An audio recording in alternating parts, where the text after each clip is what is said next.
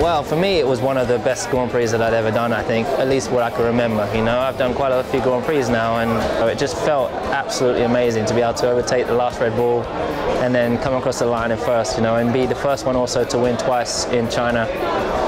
So it was very, very emotional because I hadn't won for a long time, and so it was great. China, you know, the race in Shanghai for me was good, but it had the possibility of being a great race. Lewis did a great job of winning the race, but for me, you know, I also had the opportunity, I think, to really challenge for the victory. But it wasn't perfect. You know, I made a mistake myself in the pit stop, and it just wasn't really a fluid race.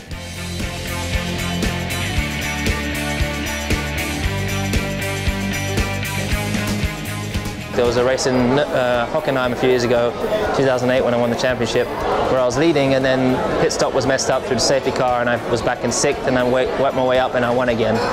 So those are the kind of races where you feel that it's better than ever. And of course, this race being with the new tyres and the new curve system and all these new rules that have come in, I think is definitely I definitely think it's in the top 5, top 3 of my best races.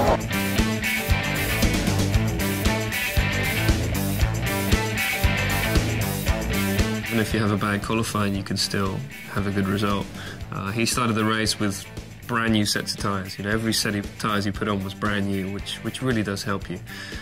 So he was driving the quickest car out there, and he made the best of it. So yeah, he did a good job, and I'm sure he had a fun race. I didn't know he was going to have the chance of beating me until the last sort of 3 laps of the race.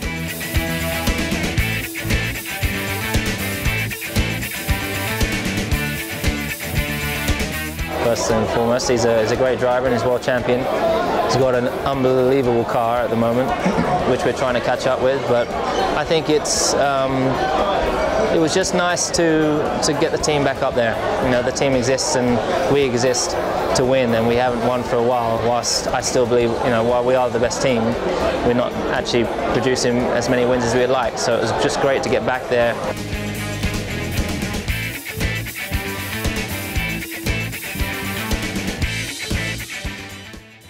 Here in Turkey, the team, as always, need to be on top of their game in terms of knowing how to use the tyres. I've also got to work very, very hard to make sure that I preserve my tyres through qualifying and in the race. Make sure you look after them. You know, you can't push 100% every lap. You have to really try and take it easy on the tyres, especially through turn 8. A lot of racing these days is how you use those tyres in qualifying. Some people choose not to run so often in qualifying so they can save their tyres for the race. And it's not as straightforward as it used to be, where you just had hundreds of sets of tyres. We're very limited now, which is good, and it adds something to the racing, I think.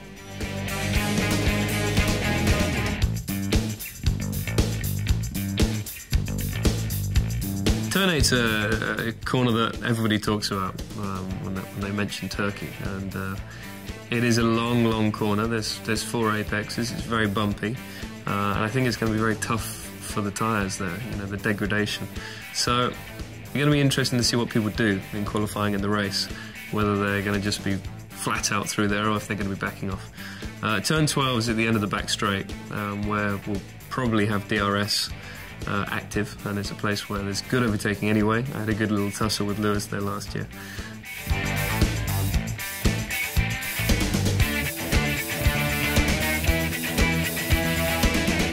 I think all of the information that we have from the first 3 races is really going to help us when we arrive in Turkey, because, you know, this is still a very young car to us. We don't have the experience that the other teams have from testing.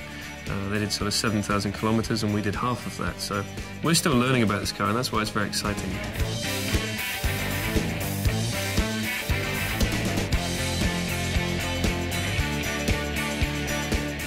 I think KERS is good, and I'm very happy with it because we have the best system, so it's gaining us a lot around a lap. It's always fun to have a little boost button also on the car. You know, it's 10%, 80 odd horsepower, which is great. The DRS, I think it's helped the racing, and I think if you look at the last couple of races, there's been some very good overtaking moves.